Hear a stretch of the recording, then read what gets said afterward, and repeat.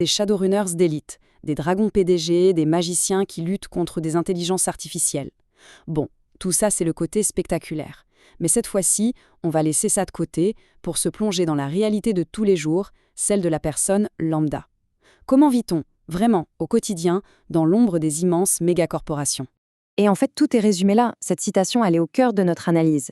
Parce qu'elle nous rappelle que, malgré le chrome, la magie, la matrice, eh bien, les soucis de base, les préoccupations fondamentales des gens, elles restent incroyablement universelles.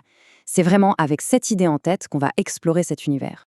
On commence donc par le premier pilier de cette vie quotidienne, être sous la laisse des corpos. On va voir comment le pouvoir écrasant des mégacorporations façonne absolument tout. Et on parle de bien plus qu'un simple job. Voilà le statut le plus courant, le signer corporatiste. Faut bien comprendre que ce n'est pas juste un contrat de travail. C'est une forme moderne de servitude, complètement légale. La corpo contrôle tout, où on habite, ce qu'on achète, où on est muté. En gros, on échange sa liberté contre une sécurité qui est somme toute très relative. Et là, on voit qu'il y a une véritable hiérarchie dans cette servitude.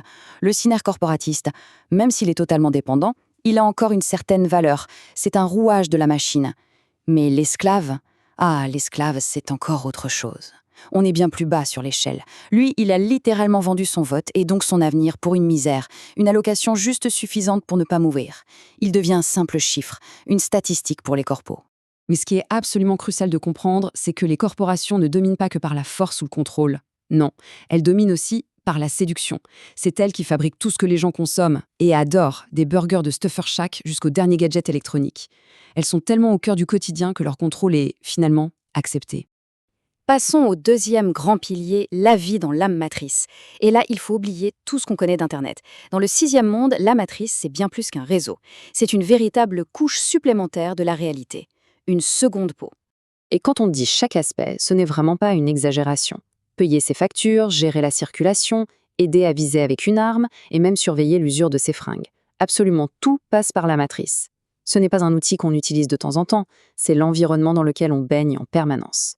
Alors, la question qui se pose, c'est, pour l'utilisateur de tous les jours, ça ressemble à quoi concrètement cet univers virtuel ? Parce que ce n'est pas juste un écran, c'est un véritable paysage. En fait, l'architecture même de la matrice est une représentation visuelle du pouvoir.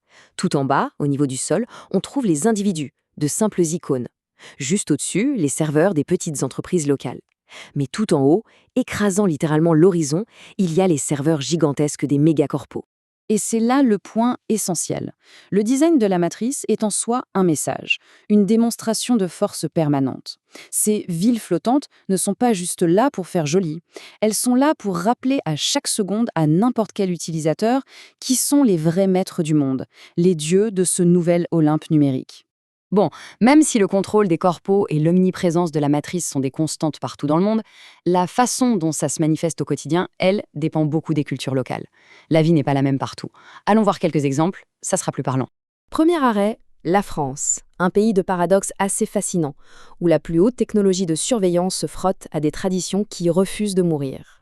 La vie en France, c'est donc ce mélange un peu fou. D'un côté, une surveillance quasi totale grâce à l'IA Marianne, qui, à Paris, voit et entend à peu près tout. La vie privée, c'est un luxe. Et de l'autre, une résistance culturelle acharnée pour défendre la grande bouffe, la vraie bonne nourriture, face à l'agro-industrie des corpos. Et au milieu de tout ça, cette passion pour le débat sans fin, la fameuse philo de comptoir, où on refait le monde avec une bonne dose de cynisme.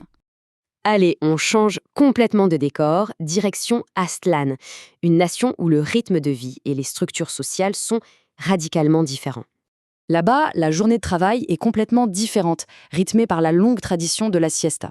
Mais ce qui est encore plus marquant, c'est que la société n'est pas structurée par le fait d'être un elfe, un nain ou un orque. Non, ce qui compte, c'est l'appartenance à une caste culturelle. Un péninsulaire d'origine espagnole sera toujours au-dessus d'un mestizo. C'est un ordre social très rigide, très ancré, avec un fossé gigantesque entre la vie moderne des villes et la pauvreté presque médiévale des campagnes. Notre dernier exemple nous amène dans la ville éclatée de Denver, un endroit où la survie de tous les jours obéit à ses propres règles très particulières. À Denver, le terme marché noir n'a plus vraiment de sens. Pourquoi? Parce que c'est le seul marché qui existe vraiment. Pour les habitants de la zone franche, absolument tout, de la nourriture aux soins en passant par les loisirs, s'achète dans la rue via des réseaux parallèles. L'économie souterraine, ce n'est pas une option, c'est le moteur principal de la survie. Et c'est tellement fondamental que même les autorités ferment les yeux, parce qu'elles savent que sans ça, la ville s'effondre. Et tout ça, ça nous amène forcément à une question de fond. Dans un monde aussi contrôlé, que ce soit par les corpos, par la matrice ou par des traditions sociales très fortes, qu'est-ce que ça veut dire au final être libre? Est-ce que la liberté, c'est juste le fait d'arriver à survivre un jour de plus, comme à Denver? Est-ce que c'est défendre bec et ongle une tradition culinaire contre un géant corpo, comme en France? Ou bien, est-ce que la liberté n'est plus qu'une illusion, un produit marketing comme un autre, vendu par une corporation? C'est peut-être ça la vraie question que pose la vie quotidienne dans le sixième monde.